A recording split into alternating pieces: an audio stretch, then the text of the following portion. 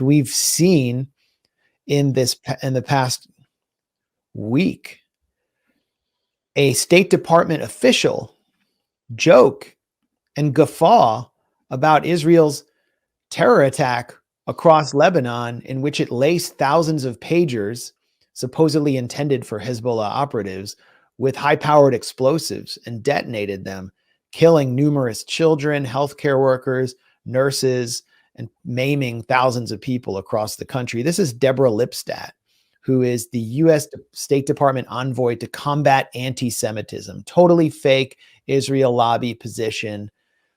That basically means the U.S. envoy to call every critic of Israel an anti-Semite. She's called Roger Waters an anti-Semite on the flimsiest basis. And she's speaking at the Israeli-American Council, which is run by Trump's top donor, Miriam Adelson, and she's there to get their approval. After October 7th, there was a feeling around the world that Israel is weaker. And in the you want a beeper? I can give you a few. This feeling held up to this week, maybe, but that brought many people around the world to feel that you can attack Jewish people and Jews as well. Yeah, I mean, the State Department press briefings haven't been taking place because they've been at the UN General Assembly, but I hope someone asks Smirkula, Matt Miller, or Vedant Patel about that, what the response is to that comment. They haven't condemned the pager terror attacks, transforming ordinary consumer items into weapons of war at all, as far as I've seen. And whoever asked the question, I mean, not that I think Leon Panetta is a credible person, but it is significant that a former director of the CIA and the Pentagon called this a terror attack. So if even a former head of the Pentagon CIA calls this a terror attack, how, as a U.S. public official, how can they get away with celebrating this and making a joke about it? She should be forced to resign, I think. Even by the standards of Washington, I don't see how she can get away with that. But then again, the Biden administration lets Israel get away with everything, so who knows? How did her position even... I would love to know the history of that role, how we even have a deputy secretary for combating anti-Semitism. For weaponizing anti-Semitism. Yeah. Yeah, isn't that what that guy Joel that we've all like debated on CGTN, wasn't he like the deputy of that? Yeah, he was. He was like the assistant to Obama's. So it gave him some fake State Department position. I mean, that shows you how low of a role it is, but also I can't believe it's real. Yeah, I think it came into play after the second Intifada, and the Israel lobby just did one of their 3,500% anti-Semitism surges is taking place, and they got the Bush administration ushered it in. But yeah, she should be fired. It's totally shut down. Close the office. Course, totally consistent with the disgusting propaganda out of Israel and pro-Israel supporters over this massive terror attack inside Lebanon. أهلا حضرين كن سلامة بولي ترجنتي لكنيات بالشوك تلتلي من الهيرك أهلا لوزة عود.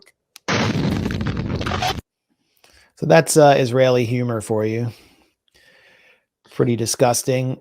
Watch my video, What's Wrong with Israelis, on our YouTube channel for some similar quote unquote humor about the genocide of Gaza from the demonic cult inside the evil entity. And David Frum was sort of echoing the talking point about that seemed to have been delivered to supporters of Israel, which was that this was the most precisely targeted anti-terrorist operation in the history of the world. And I responded to Frum, reminding him that many children were injured and killed in the attack. One kid was actually trying to hand a pager to their father because they heard it ringing and it blew up in their face. Of course, if this happened to Jewish Israelis, Jewish supremacists like David Frum would be howling that this was the second Holocaust and that nuclear bombs had to be dropped on whoever did it. This is one of the children who was killed in this terror attack by Israel, which remains sort of unsolved. It's unclear who got into the supply chain, how it was done, which unit was responsible for it in Israel. Israel isn't even officially taking credit for it. Yeah, and there's all this intrigue around the company, the Indian-born Norwegian man who apparently set it up has been missing since the explosions. He came to the U.S. for a conference, and his company and the government haven't been able to get in touch with him since. So I think India's cooperating on that investigation to find him now, Norway, but it's a question of, could he have been a loose end that's now tied up, or was he an open collaborator? There's so much here that I think we'll never know. CEO of shell company Norta Global Ltd in Bulgaria. His name is Rinsun Jose. He's from Kerala, India. So I don't know, maybe he could be your cousin, Anya. He was a member of Founders Nation, which is a platform to help entrepreneurs find or become a startup co-founder in Israel. And Founders Nation was started by someone named Yossi Melamed, who was a member of the Mamram unit in Israel, which was Israel's first cyber warfare unit, which preceded the existence of Unit 8200. And he's now the chair or CEO of the Mamram Alumni Association. So there's this loose connection of Rinsun Jose to the Mamram unit, cyber warfare unit in Israel. And his page at the Founders Nation website has disappeared. I noticed a lot of media about him was kind of I was getting like 404 signs popping up across my screen when I was trying to find articles about him. So I think there's a lot to learn about this attack. From a tactical point of view, it was a powerful blow against Hezbollah because communications is so important in war. In 2006, Israel was unable to crack Hezbollah's analog communications. A really devastating report was issued after the 2006 war, in which Israel suffered a bloody nose by the Israeli Knesset, I believe. It was, independent Israeli report. And one of the most withering sections concerned Israel's failure to crack into Hezbollah's communications because they're avoiding using cell phones, and they rely on very low-tech solutions. So the pagers were intended as a low-tech solution, and that, along with walkie-talkies, has been broken. But it's obvious now that despite that terror attack, which within Lebanon is seen by many people as an attack on the whole of society, has failed to break morale. It has failed to interrupt the operational abilities of Hezbollah to respond to Israel.